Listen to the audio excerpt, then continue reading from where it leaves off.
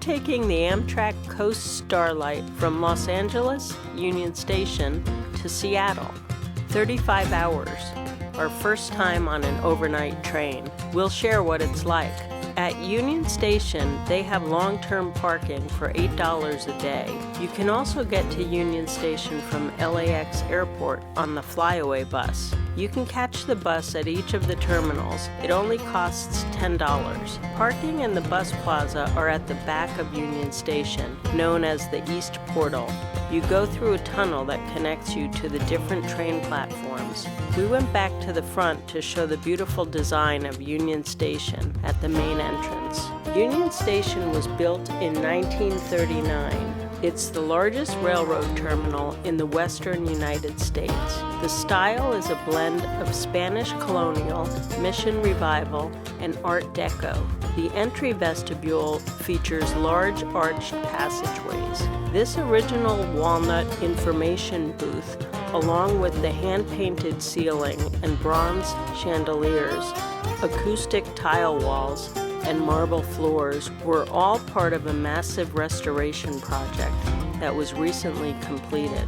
The ticket concourse used to be the main entrance, where passengers entered to buy train tickets at the 110-foot-long counter made of American black walnut. This area is used for special events and filming now. The waiting room has also been restored and is in use for passengers to enjoy. We're traveling in first class with a bedroom, so that gets us access to the lounge, meals on board, and a room attendant. The lounge is located past the car rental and up the elevator. You ring the bell to enter. The lounge host, Keith, let us in. It's a nice space. It wasn't too crowded. They have soft drinks, coffee, and snacks.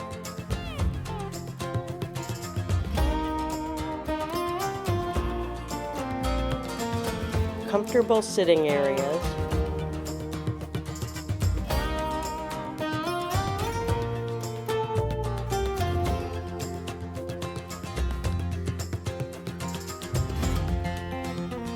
From here, the red caps take you right to your train car in a little golf cart.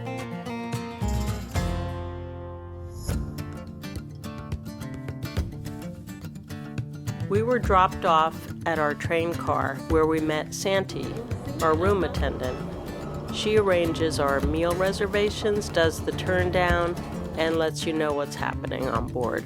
The stairways and hallways are very narrow. There's fresh coffee always ready here.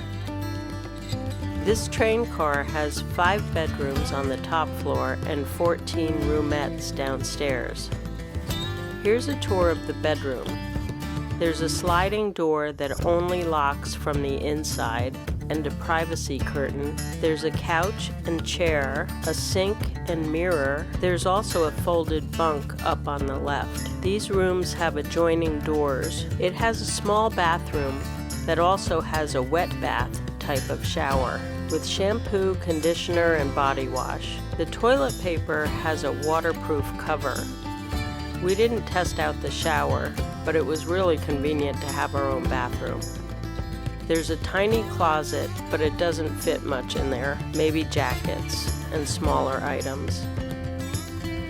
This temperature thing didn't seem to do anything. There's an outlet on this side and reading lights on both sides of the couch. Under the sink, there are tissues, trash bin, and some cups and supplies. At the sink are the main lights for the room and the bathroom. 2 North American outlets. The faucets have to be pressed down to get continuous water, so it gets a little messy. Water splashes around. This air vent is the way to control the airflow in the room.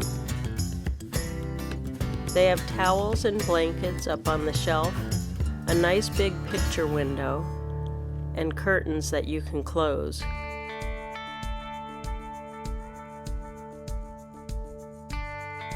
Carry-on suitcases fit under the couch and the seat.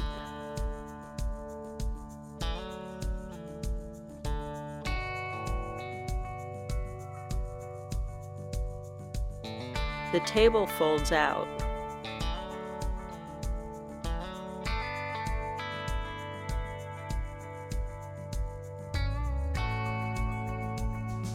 And here we go. We're leaving LA.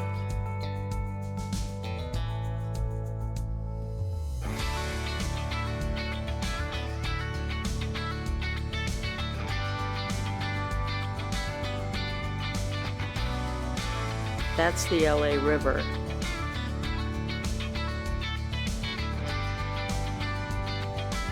This is one of the most scenic train routes in the world.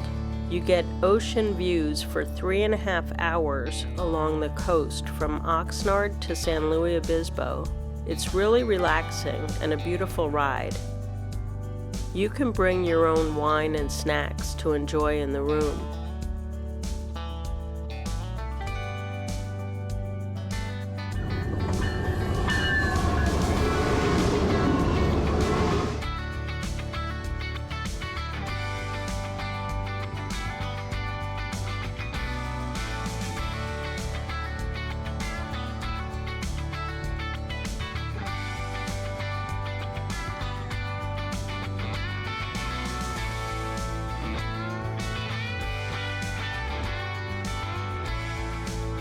Santi stopped by to schedule our lunch reservation in the dining car and give us some information about the train ride.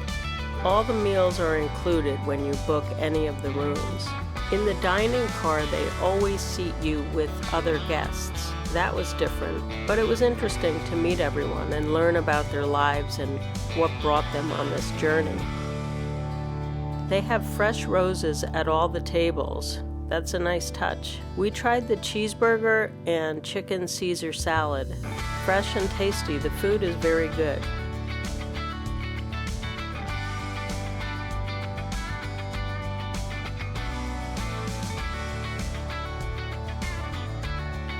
Let's check out the rest of the train. The observation car has tables on one half and lounge seats on the other side. There are outlets and storage areas. This area is always pretty crowded. Most people buy coach seats but stay in the observation car most of the time.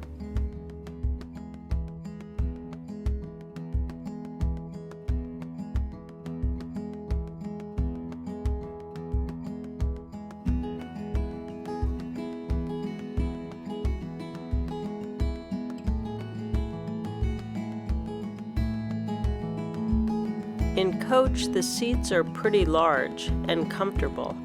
They lean back with a footrest, and they all have outlets. These seats are much better than airplane seats. On the lower level of the observation car, they have a snack shop where you can purchase meals, snacks, and beverages, including beer, wine, and cocktails.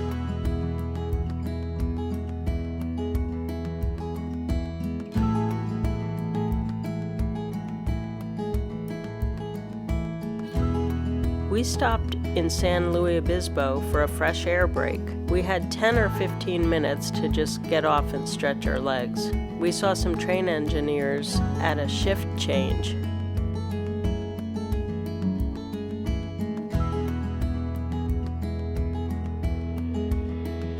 For dinner, you get an appetizer, an entree, dessert, and one adult beverage.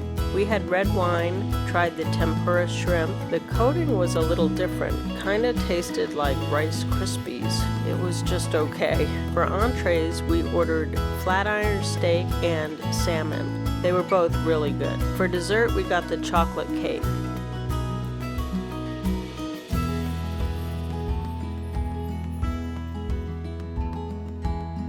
While we were at dinner, our cabin has been converted to a sleep configuration. So this is what the beds are like.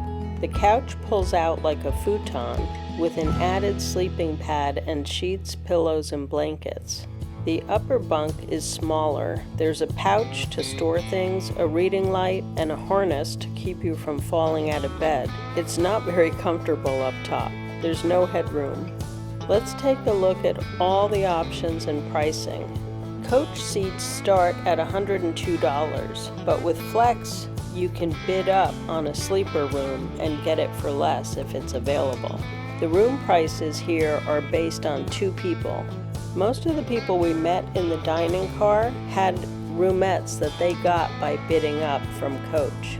Here are photos of the other room options. Roomettes are pretty small, but for one person it would be really comfortable. The 2 seats convert to a bed. There are roomettes on each side of the train car with a center aisle hallway. 2 people can stay in there, but it looks pretty cramped. The family room is the full width of the train with windows on both sides. It has a bigger closet than the bedroom, but it doesn't have a bathroom. It has additional tiny bunk beds for kids, so this would be a good option for a family with young children. If you get an Amtrak credit card, you can get bonus points that can be used for train travel.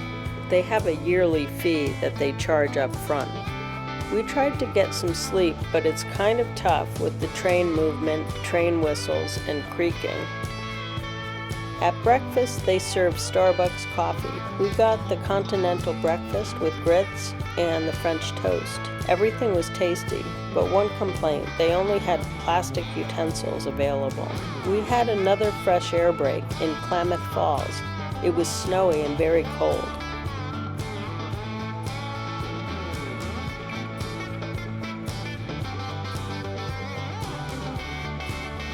The scenery has really changed, but it's beautiful, snow and pine trees. We had another happy hour with wine and snacks, played cards, and enjoyed the views from our room. We ordered room service for lunch. Santi took our order and brought it when it was ready. It came all packaged up to go. We had the grilled patty melt and chicken Caesar. It was really good. So nice to just watch the scenery go by and not be in a rush. We passed farms, lakes, and vineyards.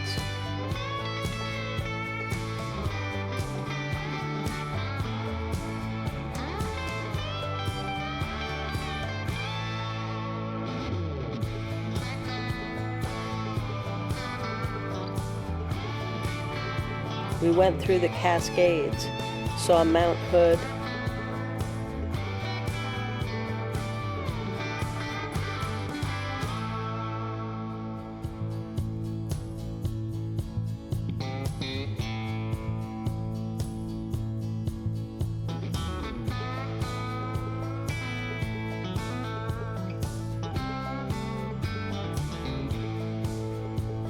We stopped in Portland for a fresh air break, so I took a look at the train station there.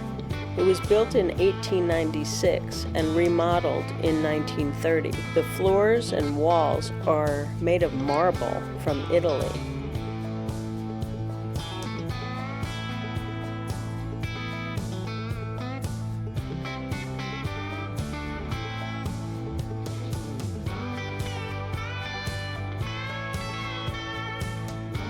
We had our final dinner, ordered salads, chicken, and salmon, and dined with our new friend, Amanda.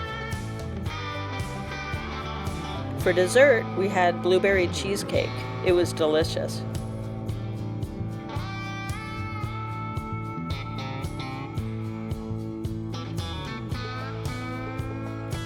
And just like that, our train trip is over. We arrived in Seattle. We would definitely do this trip again. Train travel is really fun. Thanks for watching, and please subscribe. Cheers!